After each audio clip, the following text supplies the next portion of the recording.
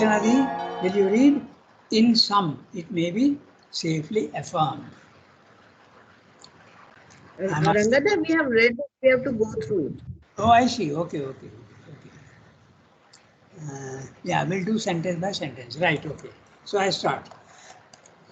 In sum, it may be affirmed, safely affirmed, that no solution offered can be anything but provisional until a supramental close consciousness is reached, by which the appearance of things are put in their right place and their essence revealed, and that in them which derives straight from the spiritual essence.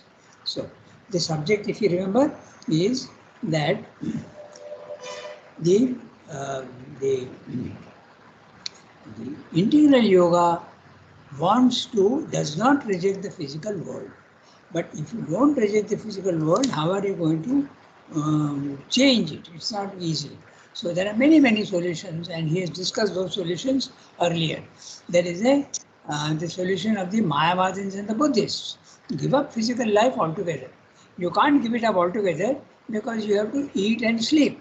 So that is what the Sharira Yatra, what they call in Sanskrit. So Sharira Yatra, you have to do that. So do the minimum. The rest of it, you can have no interest in it. You can just ignore. The second solution, Srila says, is do those things which are necessary for your, related to your aim of life. So if you are a bhakta, then you can go to the temple, you can do puja, you can do all these things which are permitted, which are necessary for a puja. You can go to the market, purchase dhoop and flowers and whatnot. All this you can do, but nothing more than that. Okay? So that's the second solution. Then the other solution is moral solution. Try to be as clean as you can on the outside. Okay, that's one thing.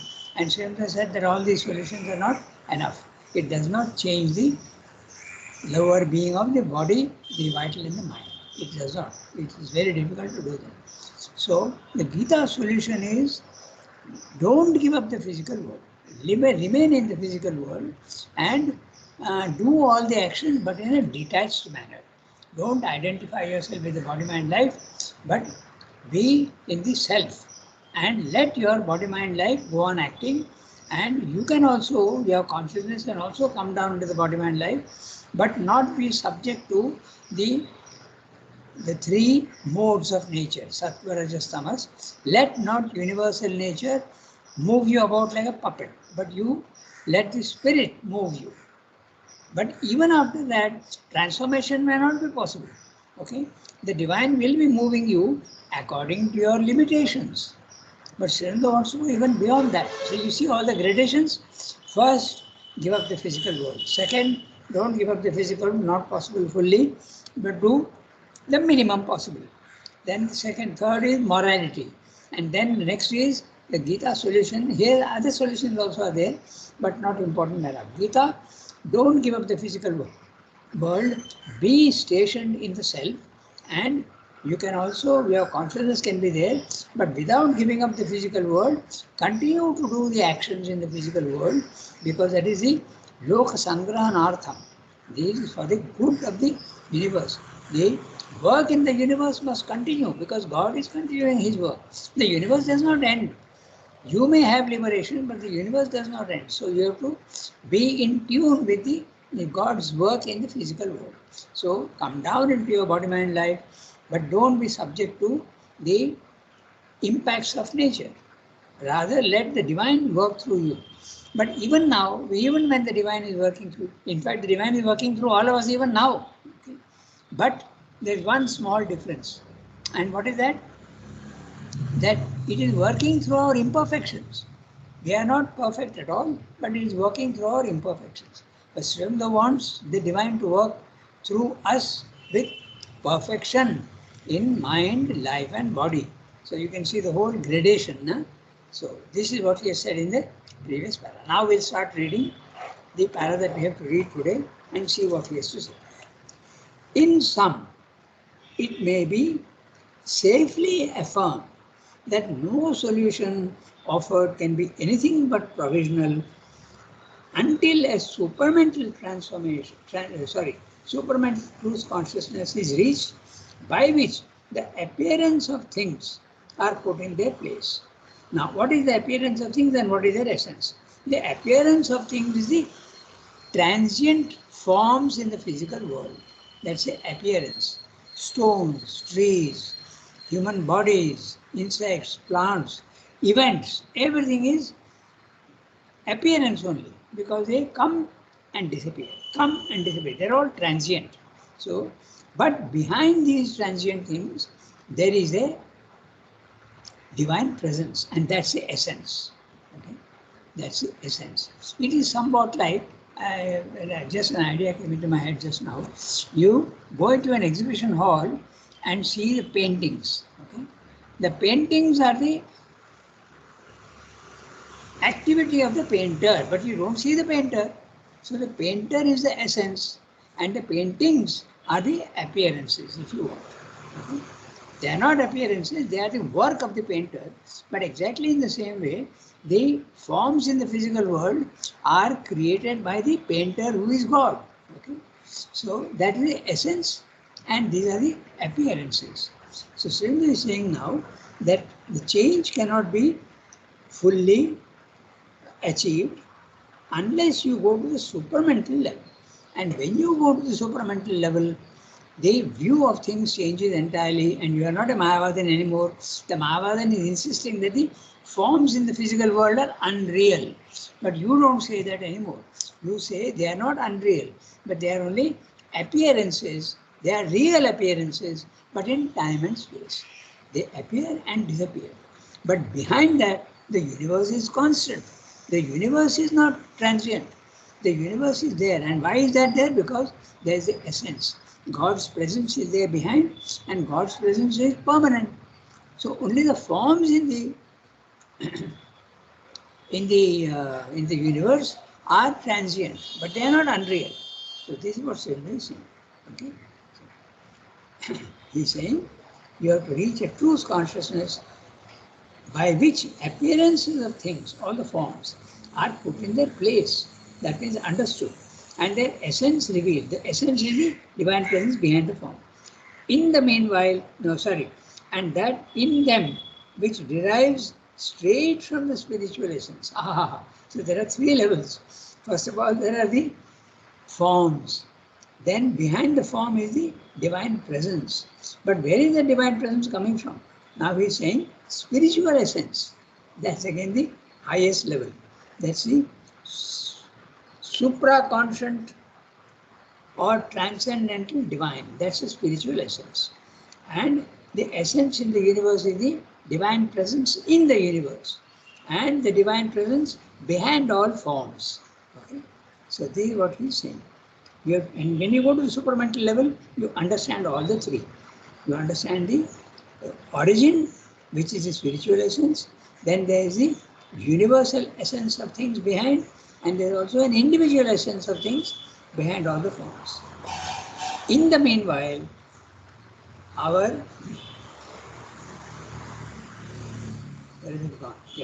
In the meanwhile, our only safety is to find a guiding law of spiritual experience, or else to liberate a light within that can lead us on the way until greater truth, greater direct truth consciousness is reached above us and born within us. So, even the Gita solution is not enough for the integral yoga, because you are liberated and you are acting in the world, but your instruments are still defective, and the divine is working through you, but in a limited manner. If you have got a defective instrument, you can't do the work perfectly. So the divine is doing that, but now Sridhar wants to be in the physical world, but also make the mind, life and body perfect instruments. So he is giving you the solution. How to do that? Find a guiding law of spiritual experience, or else to liberate a light within. What is the light within? Very clearly, your psychic being. So get the psychic being to come forward. That can lead us on the way until that greater direct truth consciousness is reached above us or born within us. So it can be you can realize the transcendent, and you can realize the the divine presence within you. Above us is the transcendent, and within you is the intraconscious, the one that is your psychic being and the divine presence. If you remember the Gita's famous Tarika will know, Ishvara Sarva Bhutanam Hriddeshe Tishtati Ramayan Sarva Bhutani Yantra Rudhani. Okay, so that is the divine presence. I am not sure whether the Ishvara in the human being is the same as the psychic being. I'm not sure, because some places there seems to be a difference between the two. The supreme divine presence is there in everybody, but whether that is the psychic being, I'm not 100% sure, because the psychic being is in essence divine. But in the lower creatures, in the lower hemisphere of body mind life, the psychic is not perfect yet. It's a seed, potential seed of divinity, but it has to slowly evolve.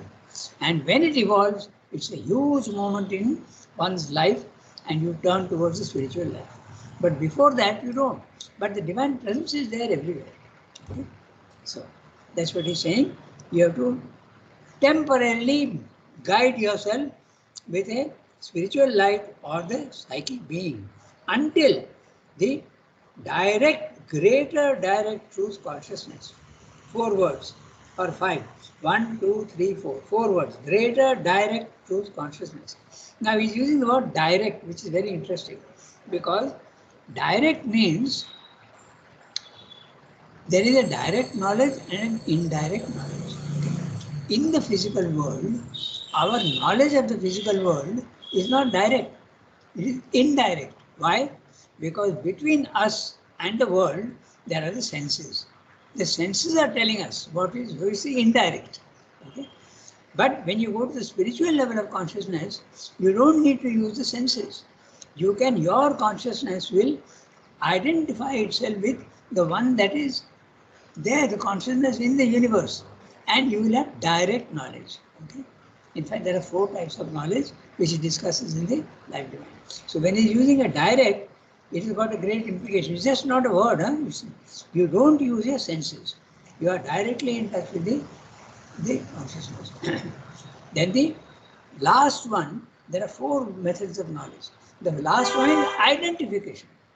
You completely identify yourself with it. Okay? And the third one in the scale is the reduced manner of the 4th one. So in other words, in the physical world, our knowledge of the world is indirect through the senses. Then in the spiritual planes of consciousness, we don't use senses. Our consciousness comes in contact with everything else to be known, and that is the direct knowledge. You don't need senses. Your consciousness is merging with the consciousness of the object to be known or the person to be known. Then it gets revealed. Then at the higher level, identification becomes almost the only instrument of knowledge. That's the third one. And at the highest level, total identification. So that's the most direct of all. So when he's using the word direct, it makes exactly, see, here he's only using one word. But in the Life Divine, there are one full chapter on the ways of knowledge. Indirect knowledge, direct knowledge, and identification knowledge. So, okay, so you have to give full value to the word direct. And he's saying, so until then, what do? You try your best and you get a guiding law, and that guiding law can be spiritual experience which will help you, or it can also be the psychic being coming forward. Okay? You are very far from perfect, but it can be a great guidance. Any spiritual experience naturally guides you. And this awakening of the psychic, the wrong thoughts and wrong movements and twisted things all disappear. Okay? I go to the next sentence. For all else in us, that is only outward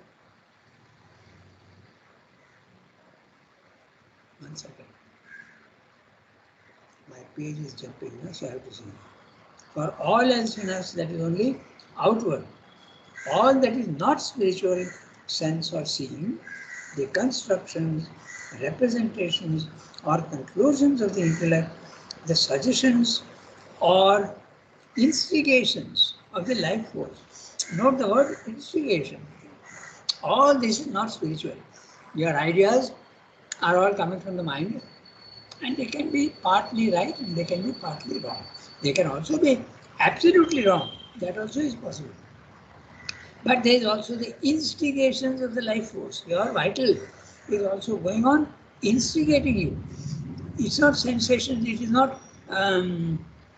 not desires only. It is instigation. Instigation, usually there is a negative meaning. You instigate someone to do something wrong. Okay? So the vital is constantly pushing you to do things which are not in your favor, not at all beneficial to you. Okay? Either you tell a lie to protect yourself or you eat too much out of greed, and both are harmful to you. Instigations of the life force. Then the positive necessities of physical things are sometimes half lives, sometimes false lives that can at best only serve for a while or serve a little, and for the rest either detain or confuse us. In other words, the thoughts in the mind, the feelings and instigations of the vital, and he's using a very interesting word. He's saying positive necessities of physical things. Okay?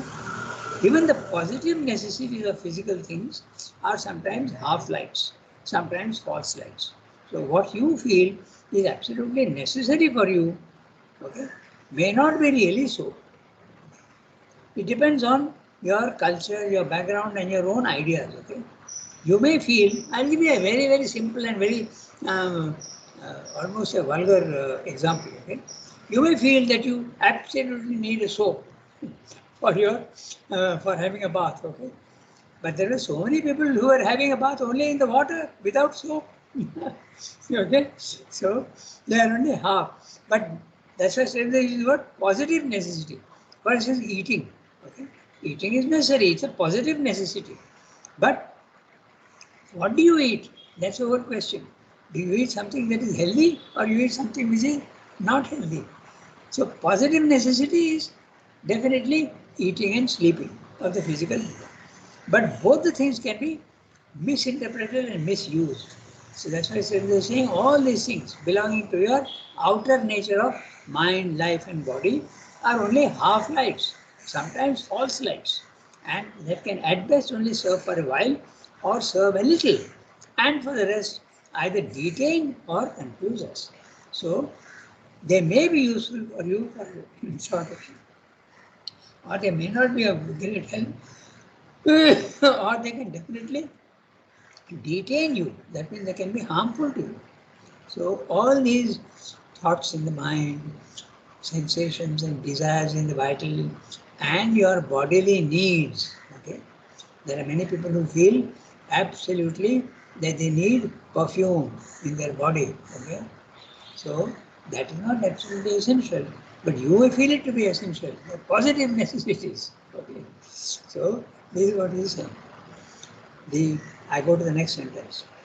The guiding law of spiritual experience can only come by an opening of human consciousness to the divine consciousness. He has told you you have to find a guiding law, and now he is telling you how that divine guiding law can come. You remember in the previous 2-3 sentences, he says in the meanwhile you have to find a guiding law, either of spiritual experience or of the psychic. Now he is explaining how it can be done. The guiding law of spiritual experience can only come by an opening of the human consciousness to the divine consciousness. Unless you open the doors of your being, how will the divine come in? There can be no contact. So you have to open your doors. Receptivity is the word which you can use in this case. When you open your doors and your windows, the divine can come in very easily. So then you are receiving him happily. There must be the power to receive in us. There you are. Okay? The power to receive. Receive in us the working and command and dynamic presence of the divine Shakti and surrender ourselves to her control. So that's what you have to do. You invite her to come and completely control you. You don't interfere with your own will, which is limited and foolish. Even in fact, she has said that your will is a weakness, and your sense of virtue is a foolishness. She has told you earlier, if you remember. Like complete, your idea of virtue also is self-deceit. Okay? So, divine, dynamic presence of the divine Shakti, and you surrender yourself to it. Not easy, but it can be done little by little. Very few can open their doors completely. You normally open it a little because you are afraid. When something is not known, fear always comes because something you are afraid of something. What will happen, we don't know. But the surrender is not sure. There you are. There is absolute no certitude of the guidance so long as we are besieged by mind formations and life impulses and instigations of ego. He's using the word instigation again. Okay? Instigation is something usually negative, pushing you to do something negative. Instigations of ego, which may easily betray us into the hands of a false experience. Now, this is very interesting. I told you that there is fear, even when there is an experience, there is fear that comes in the beginning. I'll give you two examples. Okay? This was an Italian lady who came and told me after one of the sessions in Narad's YouTube session. She told me, I want to come and speak to you. So she came and she told me that I had the experience of golden light coming into my mind. But I was afraid. I didn't want it. There was something in me, okay, the psychic being wants it. But the body is afraid, definitely. And the vital also does not want it because it's going to make all its desires and all its general ideas all disappear. And the mind also is limited. So it's told me very clearly, I was afraid and I was rejecting it. Okay. So that's what Sridhar is saying. The surrender is not sure. There is absolute no certitude of the guidance. There is another case also where there was a descent. Okay? You could call it power or you could call it, it's not very clear in the beginning what it is, but when the descent is there into your body, mind, life, even your hair may stand up, okay? Share the pool, what you call in English horripilation. But there is also fear. Okay? So it's not easy to surrender all at once to the divine. Okay? So that's what Sridhar is saying. But the surrender is not sure. There is no absolute certitude of the guidance so long as we are besieged by mind formations and life impulses and instigations of ego. Note the word besieged. Sridhar is very fond of using images. Now, what does the word besiege imply?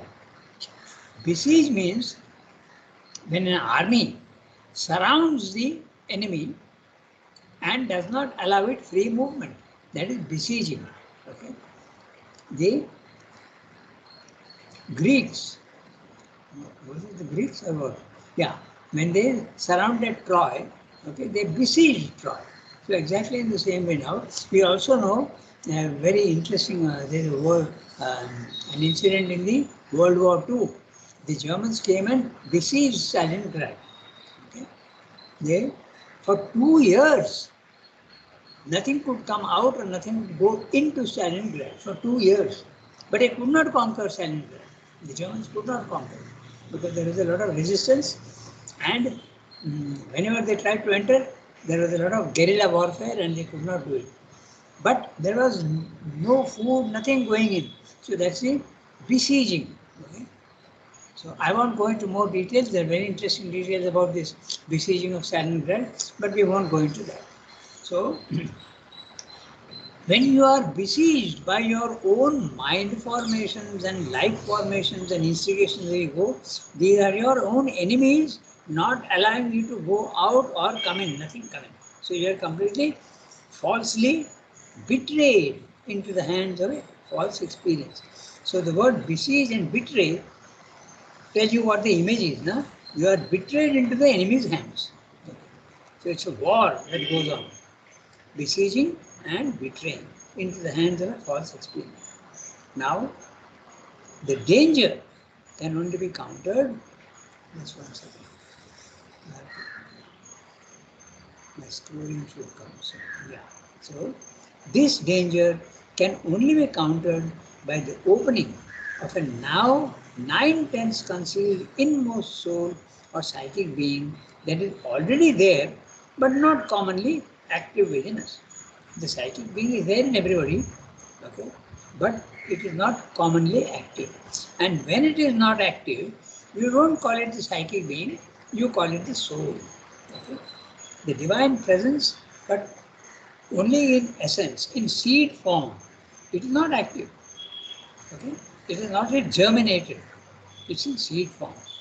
When it starts germinating and becomes absolutely well developed, it becomes a psychic being. Okay? So, this danger can be avoided, Srinath is saying, by opening of the now 9/10. Imagine, 90% it is not experienced by anybody. Of the now 9/10 concealed inmost soul or psyche. He is using the word inmost because very often people mistake the higher vital, because there are very noble sentiments in the higher vital now. There is love, there is sympathy, there is goodwill for everybody, there is also the sense of helping others, there is there is a generosity. All these things are there in the higher vital. Okay, but that's not spiritual. Okay, it's the same thing. It's very good. All these things are very good, but that's not the psychic. That's what Shakespeare is saying. So he's using the word inmost soul. There's an inner soul, but not the inmost soul. Or the psychic being is already there, but not commonly active in it. That is the inner light we must liberate. Okay? So in Srinath Yoga, first bring out the psychic, then you are safe. Then you climb into the higher levels of consciousness, get the experience of the self. That's a spiritual transformation. First, the psychic transformation, second, the spiritual transformation, and lastly, the supramental transformation, which even changes the body fully. That's Srinath's interior yoga. Okay, so that is the inner light we must liberate. For the light of this inmost soul is our one sure illumination, so long as we walk still amidst the siege of the ignorance, and the truth consciousness has not taken up the entire control of our Godward endeavor. Now, instead of saying besiege, he is using the word siege, which is the same thing. Okay? If you are surrounded by ignorance, the truth consciousness cannot come in and cannot take control of you. Your Godward endeavor. The working of the divine force in us under the conditions of the transition and the light of the psychic being, turning us always towards a conscious and seeing obedience. Seeing obedience is a very interesting word. In Sanskrit they use the word Pashyanti Buddhi. The Buddhi which sees the truth. Pashyanti Buddhi. Yeah. Seeing obedience. It's not only obedience. You see the reality and then you obey.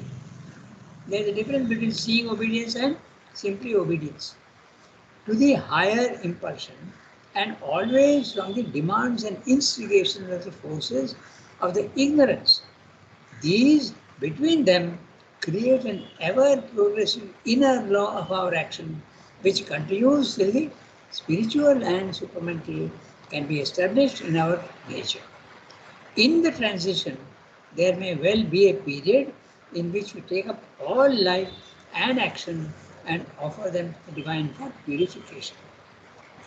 See, when one is very sincere, you take up and view all life, not only something, but everything, including your activity, including your profession, whatever you are doing. View all life, and certainly saying it is possible. There may well be a period, he's not saying it happens to everybody, but there could be a period when your sincerity is so strong that you offer everything to the divine. Transformation has not taken place yet. but you are offering everything to the divine. Okay? A period in which you take up all life and action and offer them to the divine for purification, change, and deliverance of the truth within them. Another period in which we draw back and build a spiritual wall around us, admitting through its gates only such activities as consent to undergo the law of the spiritual transformation. So there are two ways. One is to completely surrender to the divine. The other is some sort of moral control. Okay, you don't allow wrong thoughts to come into you. Another period in which we draw back and build a spiritual wall around us, admitting through its gates only such activities as consent to undergo the law of the spiritual transformation. There is a third method. The third in which a free and all-embracing action, but with new forms, fit for the utter truth of the Spirit, can again be made possible. So, you are offering all your life to the divine, number one, or you are trying to control the wrong things to keep them out. And the third is that everything that you are doing, okay, everything that you are doing, you are offering to the divine in an all-embracing action, but with new forms fit for the utter truth of the Spirit, can again be made possible. The difference between the first and the third is that you are surrendering to the divine, whatever you are doing, but now even your actions, even if those actions are not the right ones, okay, you have to say to the divine, I know that what I am doing is wrong, but I have no power over it. You please do whatever you want. I am offering all this to you. I am offering to you my selfishness. I am offering to you my greed. Okay, so all these things. This sounds very funny, but I can tell you it is true. I'll tell you. Uh, Once somebody asked Mother, in the 1950s, Mother used to give blessings almost every day, in the morning she used to give, and special occasions also she used to give. Durga Puja, Lakshmi Puja, okay, all these things, Saraswati Puja. She used to come down into the meditation hall and give blessings. So someone asked in the Wednesday class, they asked Mother, when we come to you, there is so much of fear because we are impure. And when we come to you, all the wrong thoughts and all the things that I have done wrong, they come up in front when I come to you. So, how to do this? How to do it? How to control them? So, Mother says, why do you want to control? You give all those things to me, okay? Give all those things to me, I'll get rid of them for you. That's exactly what the third method is. The third in which a free and all-embracing action, even that which you don't want in yourself, catch hold of it and give it to the divine. That's the third one. Okay? See? In which a free and all-embracing action, but with new forms. Okay? With new forms, completely different, fit for the utter truth. Yeah. Uh, when we give to the divine, whatever we are doing, is it mentally only we are giving, or like you feel that yeah you are giving, but is it only mentally or really? How do you know whether you are just giving mentally or you are really? Yeah, you don't know. That's the whole thing. It's a slow, gradual progress. If it is mental and not vital, there is holding back. It's only partial. If your whole being is giving it, that would be the best.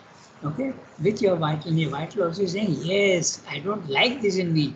It is there in me, but I don't like it. And if the psychic joins, then nothing better. Because the psychic is always sincere. The vital is not always sincere. Okay? Okay, I will give it to the divine, but. But often comes.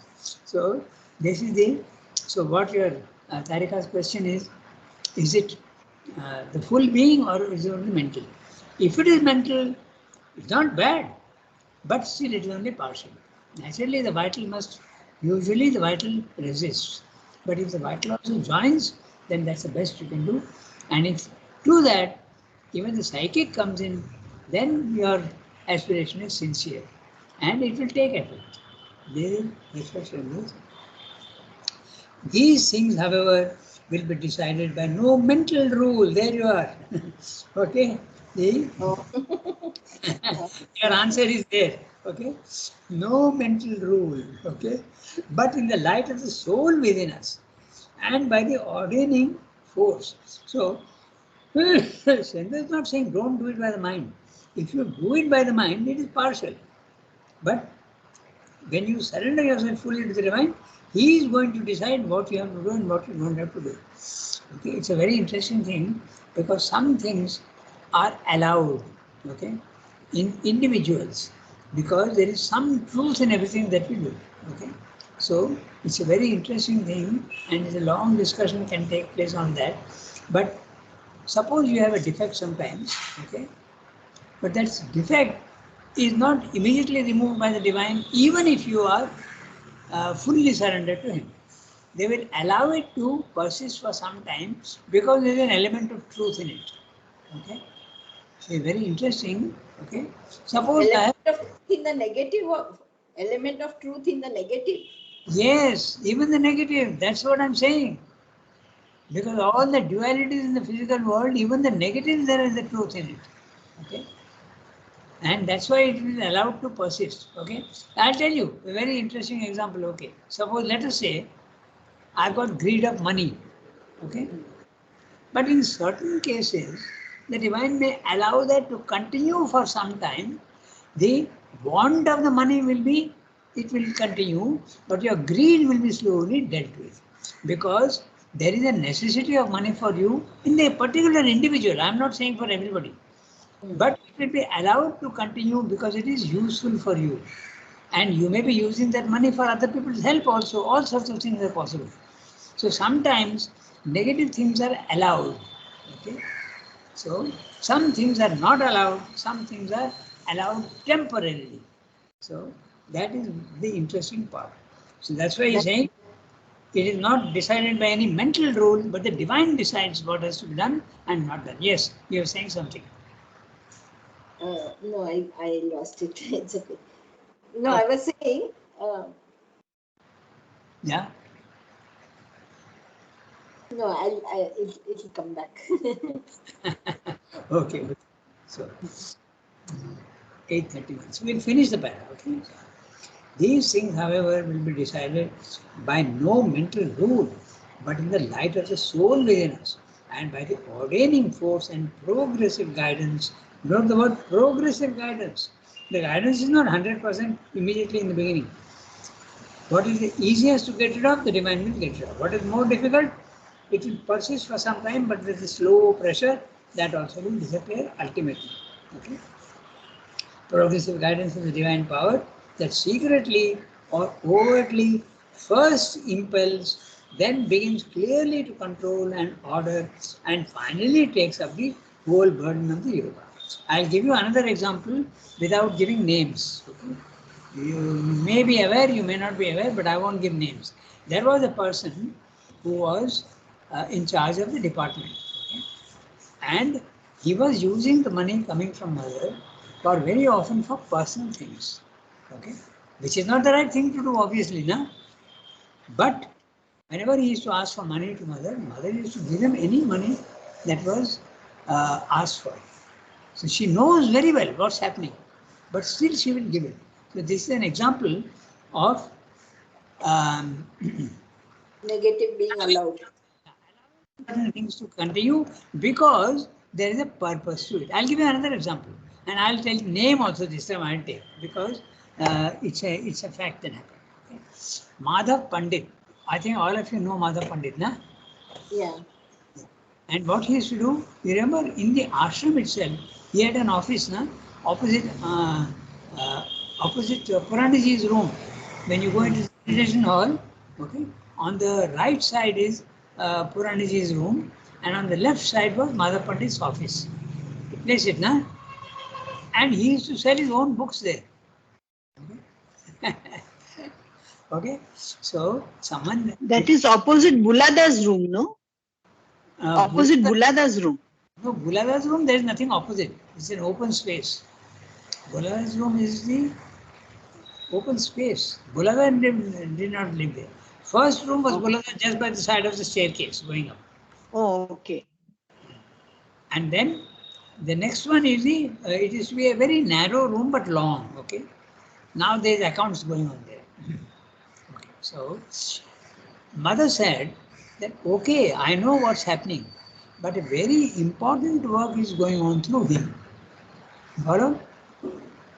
So everything is of a mixed nature. So sometimes the divine allows certain things which seem to be not correct to continue because it will harm the work if it is not taken away. It isn't taken away. This is what you have to realize, that sometimes that which is part true, part false, if you try to remove the false part, the true part also suffers. So that's what I mean by sometimes these things are allowed to continue. In fact, if you want to have an image of that, and this truth also comes in the form of an image. Okay, I'll just finish that and tell you. It's a very interesting image. You are doing yoga. Now you are walking on the road and you come to a crossing. Okay, and the crossing means there are 4 roads. Na? There is one road to the road on which you have come, and there is one road to the left, one road to the right, one road in front. There are 3 roads. The image given to express this truth is one road is completely barred, absolutely. The police have put up barriers and you can't go there.